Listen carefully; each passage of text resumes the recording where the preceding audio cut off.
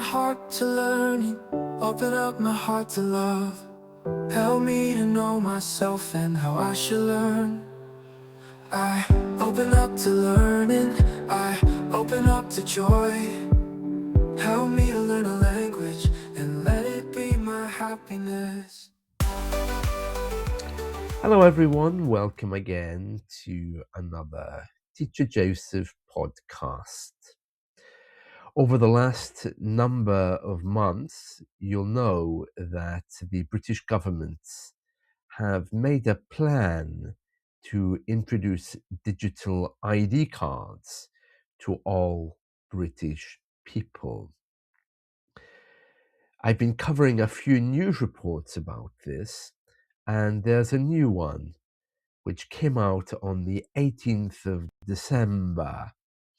We're going to have a look at that now. It's from ITVX, which is one of our TV channels at news services. And there's also other media covering this, such as the London Standard. But let's go and have a look at the story and see what sense we can make of it.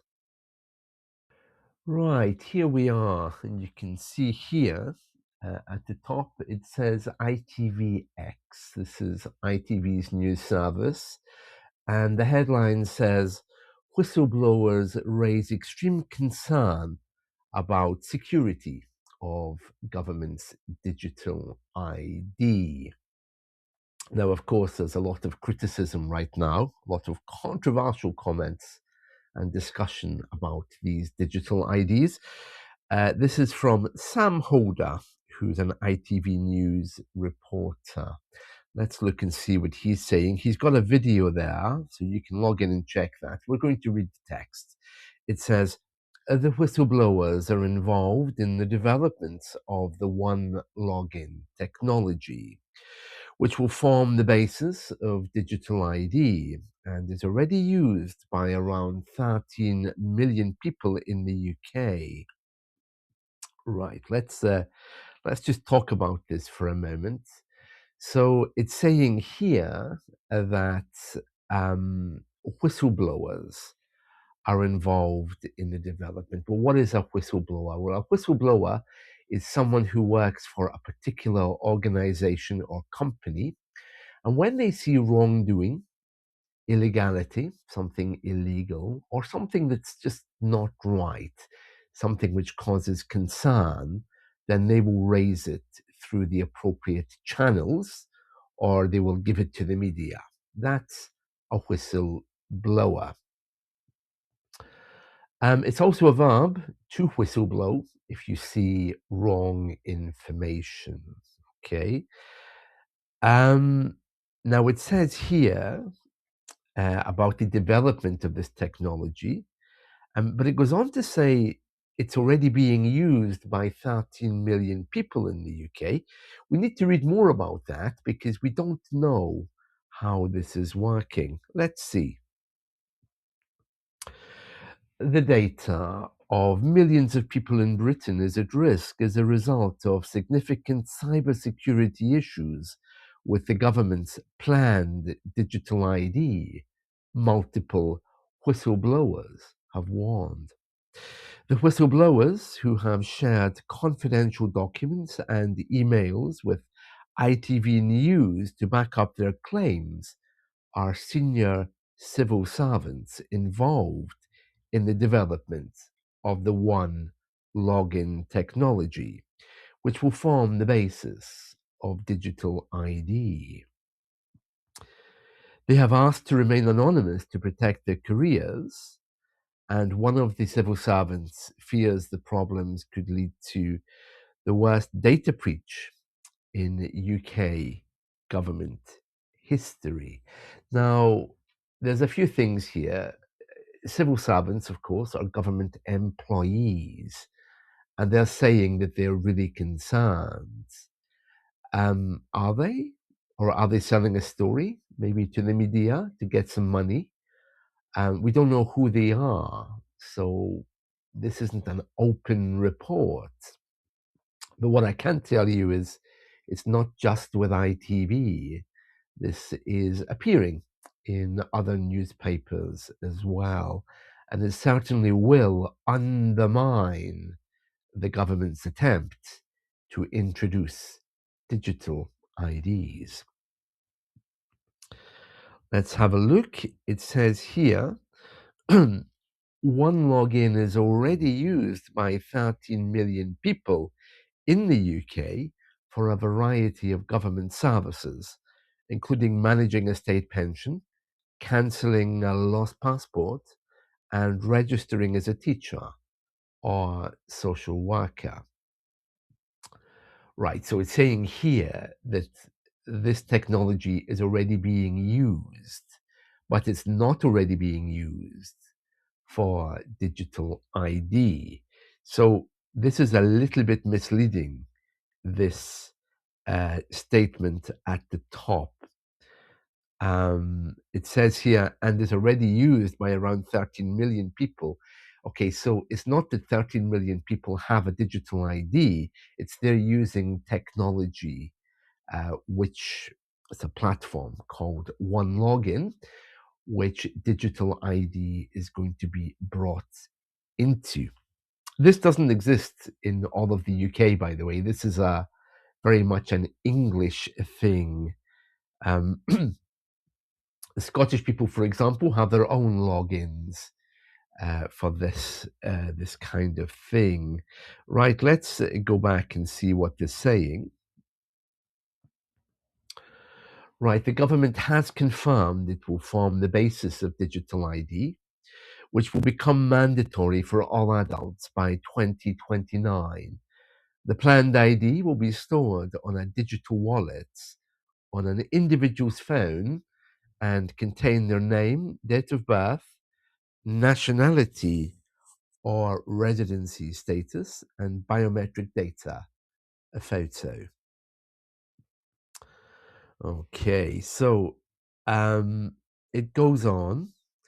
It says here, whistleblowers have told ITV News that One Login is failing to meet the mandatory minimum government cybersecurity standards, secure by design, and the cyber assessment framework. People without the expected level of security clearance have been able to access the heart of the system, including staff in Romania who were hired to carry out some of the developments. Now, of course, by invoking other countries, it makes the story seem so much worse. We don't have any details, of course, about what this actually is. It could just be a usual offshore contract, who knows? But because it involves people and their data, these whistleblowers are very concerned. It says here there are concerns that system administrators have been using unsecure devices, creating the potential for a pipeline between bad actors on the internet and the most sensitive parts of digital ID. So this is another example of how this plan is probably going to be dead in the water, to use an English idiom. Many people are against it, and there's a number of criticisms. This indeed is just one of them. Right, let's move on to see what it says. Okay, there is another video clip here where they're talking to a whistleblower. Let's see if we can listen to that. The vulnerabilities are standard, things that you must not do, but they've been done. So it would not take any creative thinking.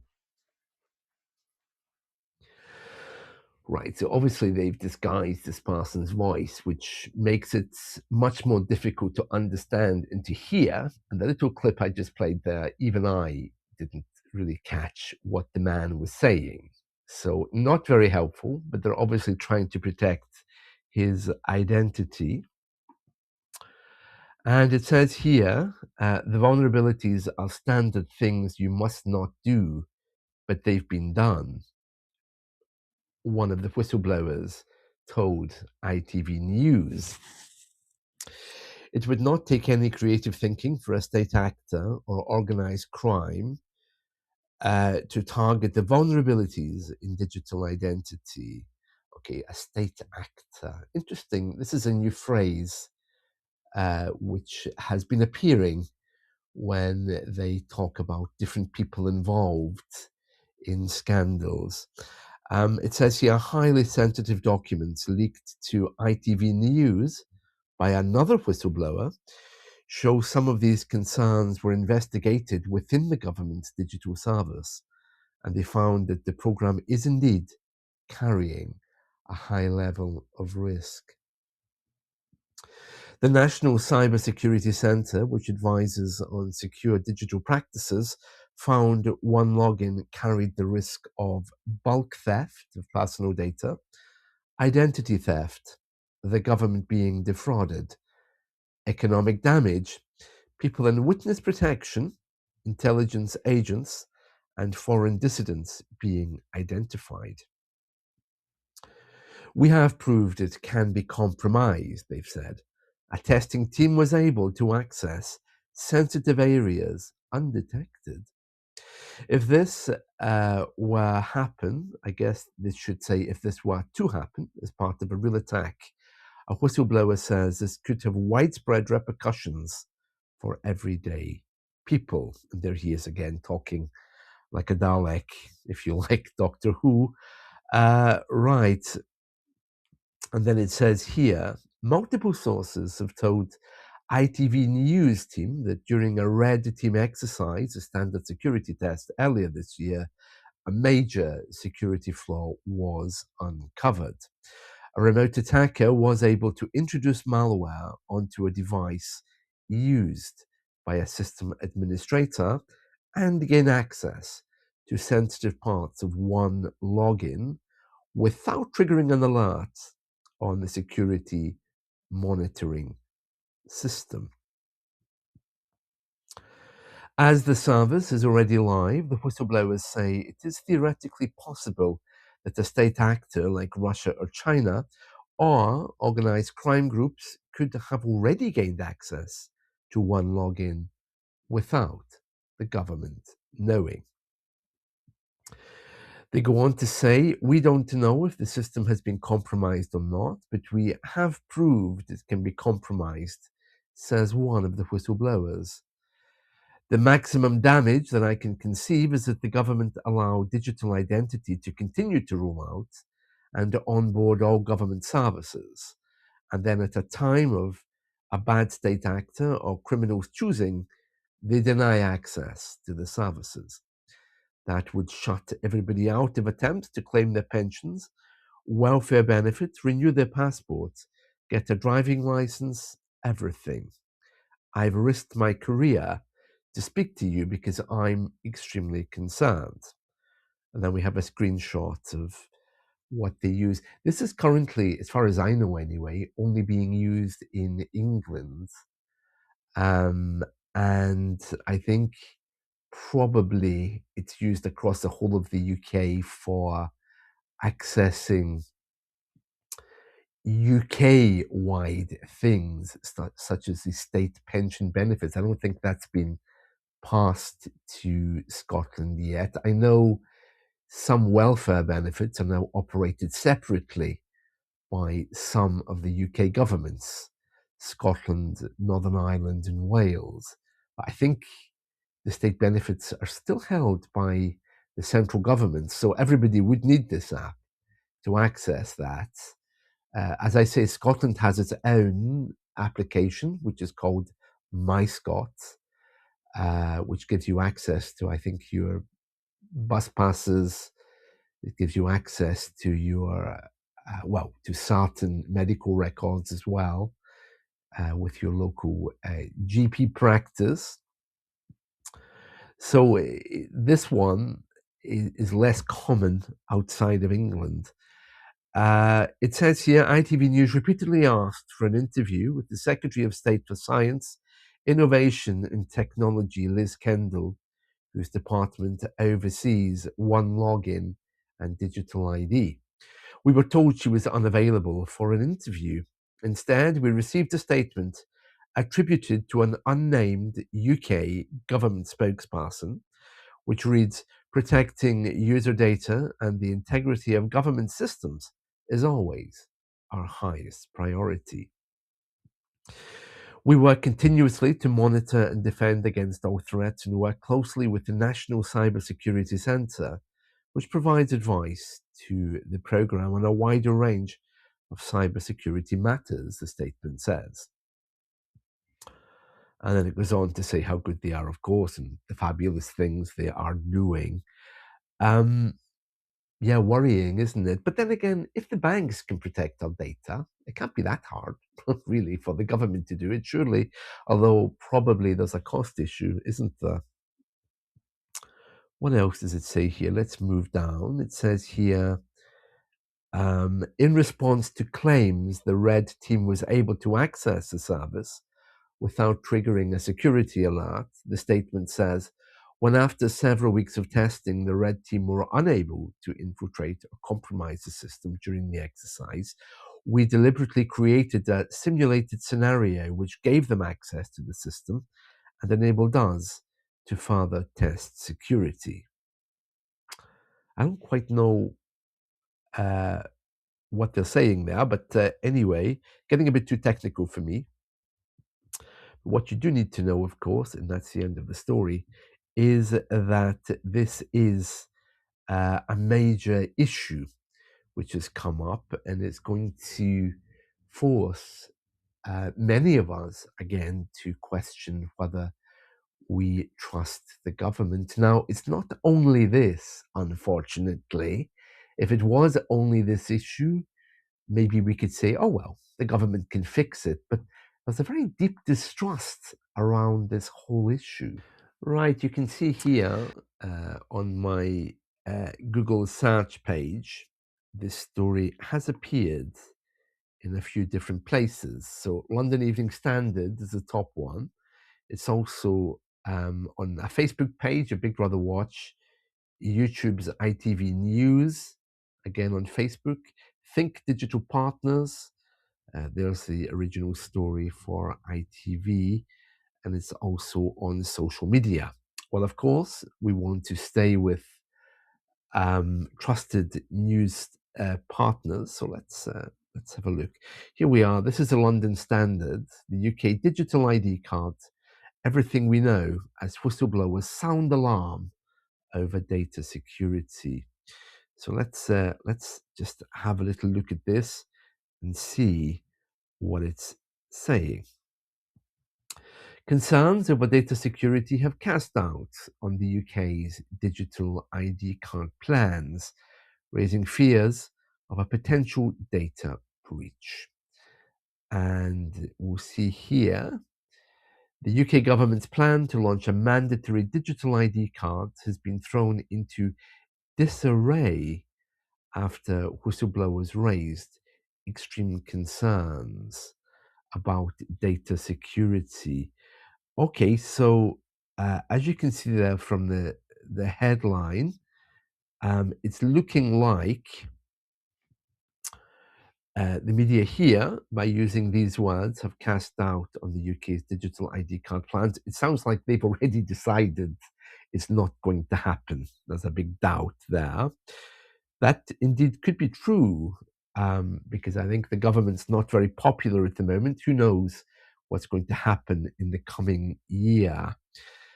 And also, by saying these plans have been thrown into disarray, or once the media, of course, turn against these plans, it's, I think, game over for everybody. But we don't know.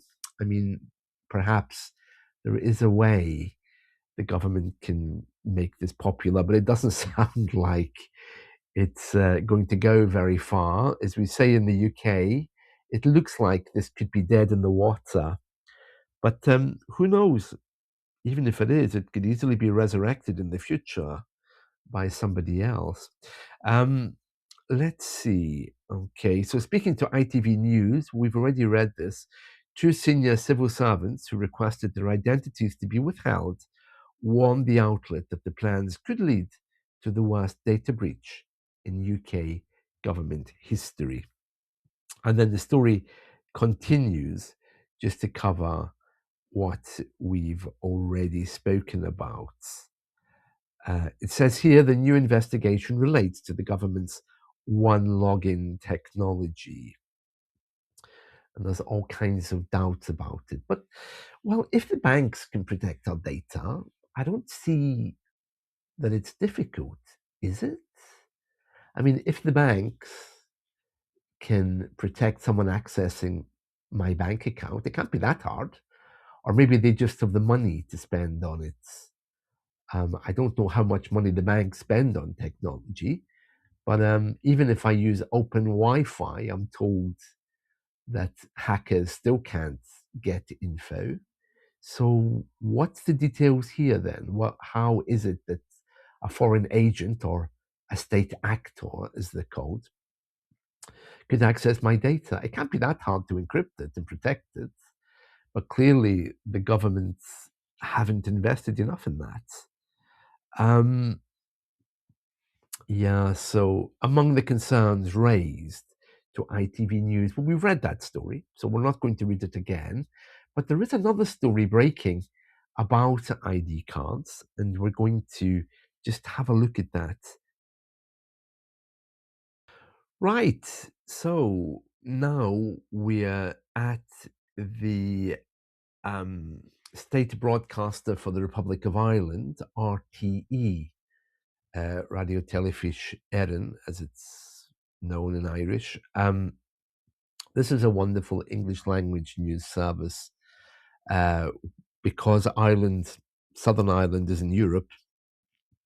It offers a mix of stories from the north of Ireland, Northern Ireland, the south, and also what's happening in Europe. It's a great place to be if you are looking for some English media. They also have their own TV and radio. It's like the BBC, but for Ireland, okay, called the RTE. Now, they're carrying a story which came out yesterday, and this story is also in the Irish Times if you want to check on it. It says here, fears around the impact of UK ID cards on common travel area and Irish citizen rights, and it came out yesterday. Now, quite a dramatic headline there, but I need to give you the background. So basically, as you know, every year, around the New Year time, the government release papers which were previously private or classified. It's quite common, and if you look at the BBC tomorrow or the next day, you'll start to see that British government officials release documents over a certain age. They pass them over to the National Archives, which means that our media can access them and see what previous governments were thinking. Of course, Ireland, at one point in its history, was ruled by England, and so they have very similar laws. And here is a good example of that. So it's looking back to when Tony Blair, one of our old prime ministers, tried to introduce ID cards the last time. He didn't succeed, but it tells us what happened in Ireland at that time, what they thought about it. So that's why it says state papers. Let's read. Irish officials privately believed British government plans to introduce national ID cards in 2005, that was a Tony Blair attempt, could lead to discrimination against Irish citizens in Northern Ireland in Britain. The concerns over the plans are outlined in the latest tranche of state papers released to the National Archives of Ireland.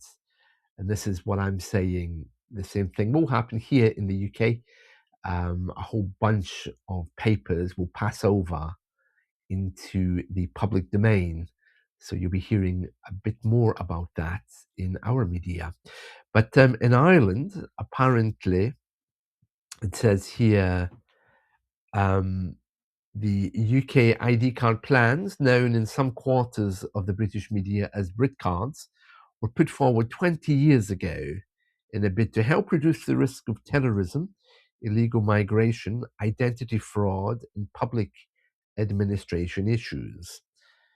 They were criticized by social justice groups, government officials, as they could also complicate the century-old common travel area between Ireland and the UK.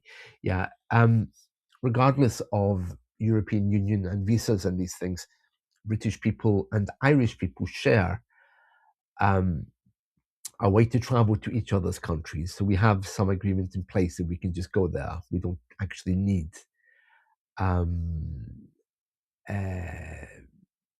visas, for example. Ireland also, as far as I know, isn't part of the Schengen. It says here, while the plan was put forward 2005 with related legislation, they actually drafted up laws, being introduced in Britain the following year, the plan ran over budget and was eventually cancelled when David Cameron's Conservative government came to power.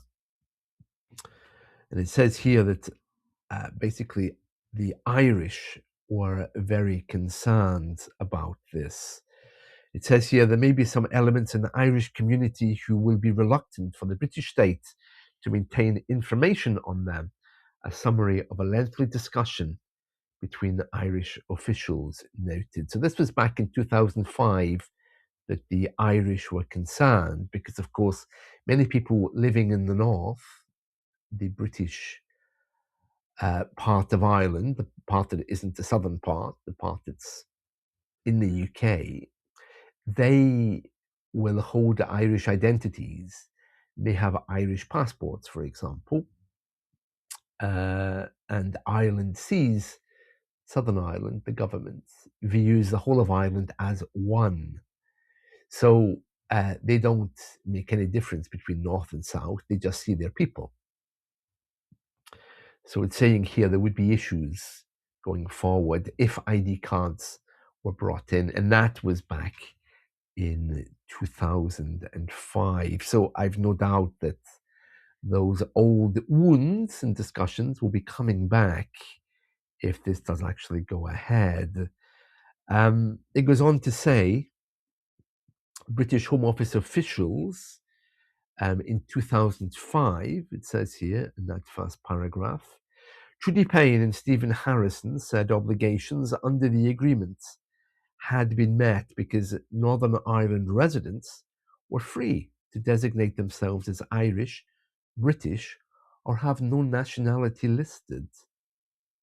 I'm not sure what that means then. Are they saying that you can choose to have an ID card there? There may in the future, remember this is from 2005, there may in the future be many more people claiming dual nationality than there are now. Oh, yes. In Northern Ireland, the officials noted but added that an ID card without citizenship details would be the obvious choice for them. An ID card without citizenship details would be the obvious choice. So they're saying there then that they still would have given them ID cards, but it wouldn't say what nationality they were. Well, these new digital ID cards look like they'll be a little bit different. So very interesting. That's how it looked like 2005. The Irish government was concerned, and no doubt they're still concerned. In fact, we know they are, because we've covered that previously. And there we are. So that's a look back at the archives. Right, there we are. That's a summary of the latest updates regarding this Brit card. So we don't know what's going to happen. My big prediction is that probably this plan is dead in the water. I can't imagine it going ahead.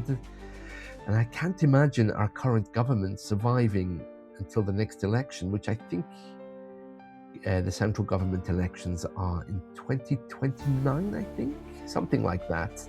But who knows? maybe things will be turned around. We have to wait and see, but yeah, scary, isn't it? I won't be beating a path through the jungle to download my digital ID or to get to the government office that gives it to me. I think I prefer not to have it, but who knows? I have to wait and see. Right, that's it from me. See you all soon. Bye.